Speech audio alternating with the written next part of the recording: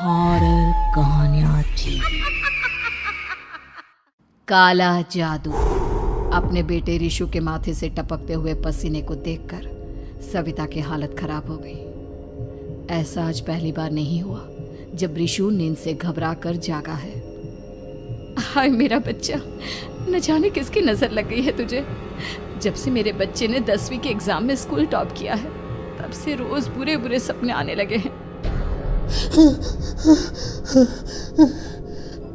हाँ माँ, मैंने आज फिर से एक काले साए को देखा। वो यहीं मेरी आंखों के सामने खड़ा था। माँ मुझे बचा लो माँ।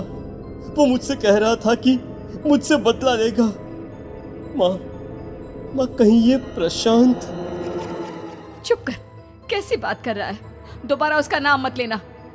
तुझे पता है ना, उस प्रशांत ने आत्महत्या कर ली, तो बार बार उसका नाम मत लिया कर। मम्मी, क्या सच में प्रशांत ने आत्महत्या की थी? चुप कर, बहुत सवाल पूछता है आजकल। और फिर रात के वक्त सविता के पूरे घर में एक अजीब सा काला धुआं छाने लगा। गहरी नींद में सोई सविता की जैसे ही आंख खुली उसका दम घुटने लगा। वो दौड़कर रिशु के रूम की तरफ गई जहां उसके दरवाजे पर घूमती एक काली परछाई देख वो बुरी तरह से घबरा गई। कौन है वहाँ? कौन है? सामने आओ।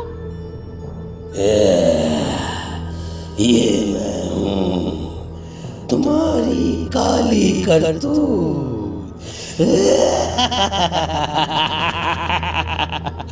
और अब मैं तुम्हारे बेटे को ले जाने आया हूँ। नहीं, मेरे बच्चे को छोड़ दो प्लीज। मेरे रिशु को कुछ मत करना। वो परछाई रिशु के कमरे में घुस जाती है। सविता भी उसके पीछे पीछे दौड़ कर जाती है और देखती है कि अब वो साया साफ नजर आ रहा था। वो सर से पैर तक खून में सना हुआ था और उसके शरीर के सारे अंग कटे फटे हैं। क्या चाहिए तुम्हें? तुम जो बोलोगे मैं करूंगी, लेकिन मेरे रिशु को छोड़ दो। उस परछाई ने रिशु को गर्दन से पकड़कर दीवार के सहारे हवा में उछाल दिया। रिशु जोर जोर से चिल्लाने लगा। माँ बचाओ मुझे, बचा लो माँ, ये मुझे मार डालेगा। माँ मुझे बचा लो माँ। नहीं ऐसा मत करो, मुझे मार दो लेकिन मेरे बच्चे को छोड़ दो। मैं तुम्हारे आगे हाथ जोड़ती हूँ। वो परछाई रिशु को जमीन पर गिरा देती है और अचानक वहां से गायब हो जाती है। रिशु, मेरा बच्चा, तू ठीक तो है ना?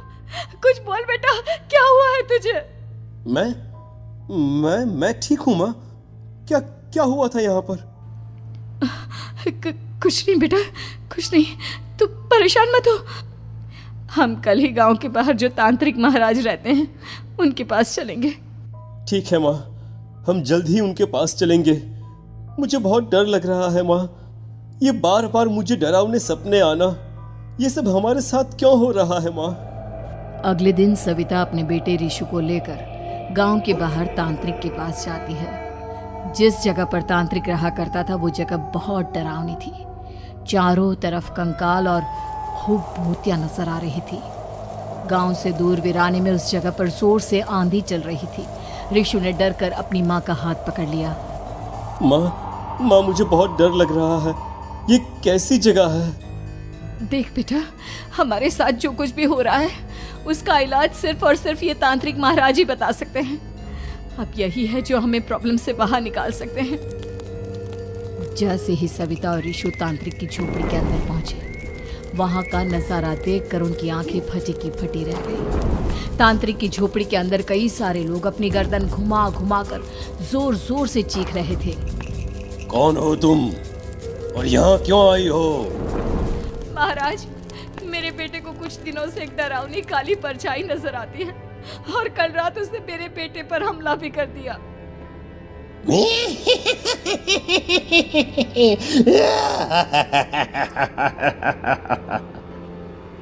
मम्मी हमें यहाँ से चलना चाहिए। ये जगह मुझे ठीक नहीं लगती। नहीं बेटा, ऐसा नहीं कहते। रुक जाओ, 2 मिनट के लिए रुक जाओ। क्या कहा? काली परछाई? तुम्हारे बेटे पर किसी काली परछाई ने हमला किया? हाँ महाराज, वो कह रही थी कि वो मेरे बेटे को कुछ कर देगी, कोई उपाय बताइए महाराज। मेरे बेटे के साथ कुछ गलत नहीं होना चाहिए।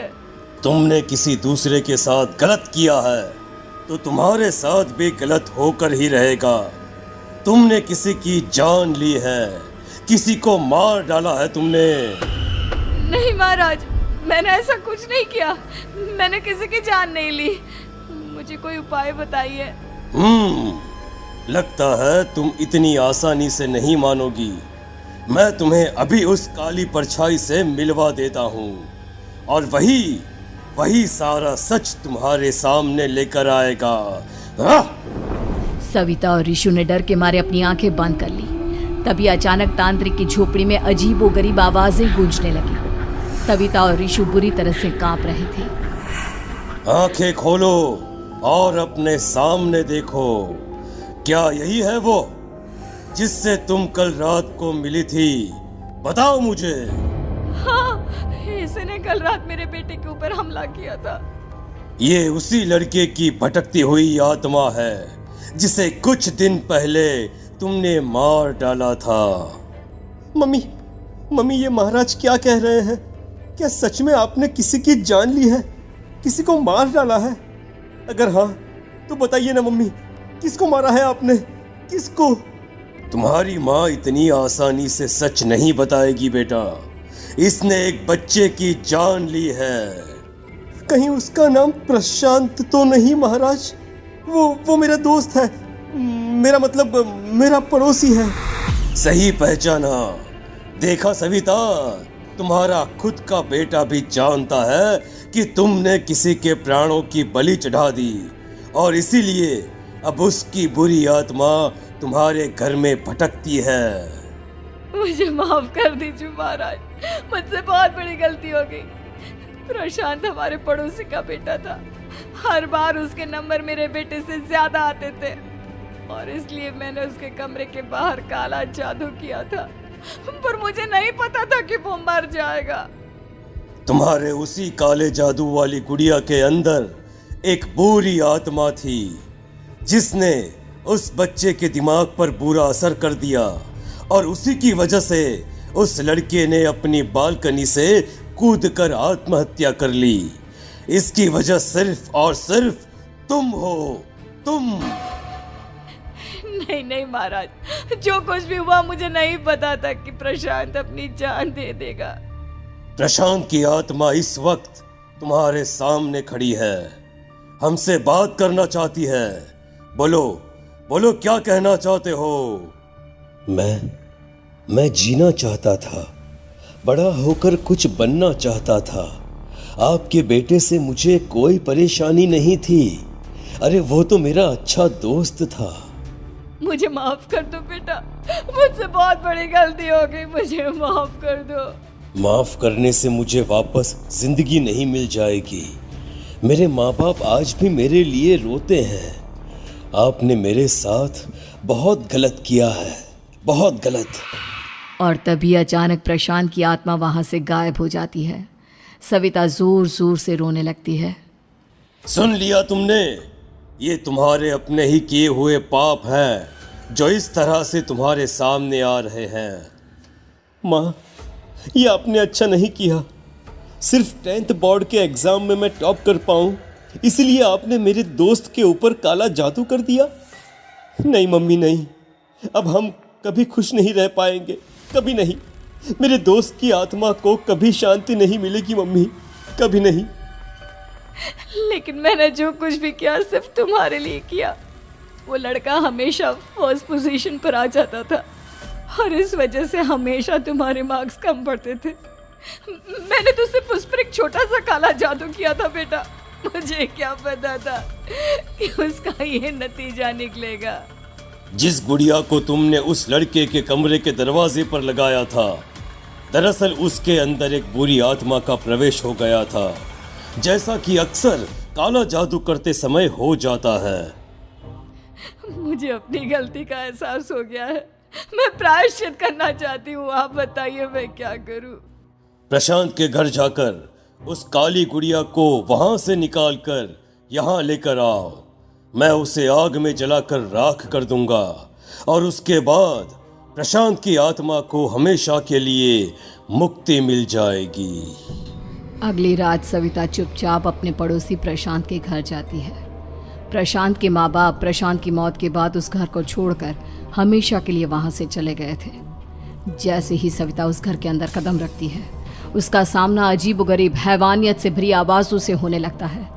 ऐसा लग रहा था जैसे कोई बुरी तरह से चीख रहा हो।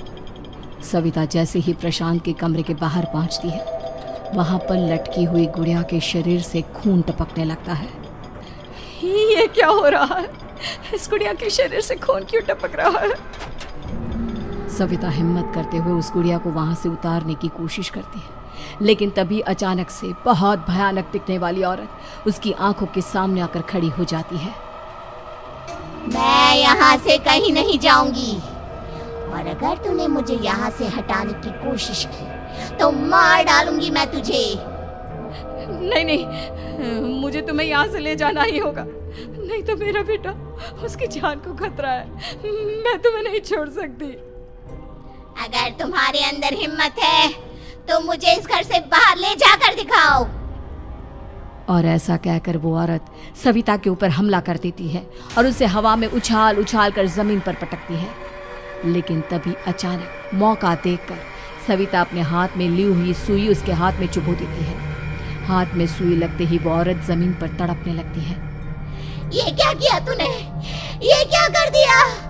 तुझे ऐसा नहीं करना चाहिए था।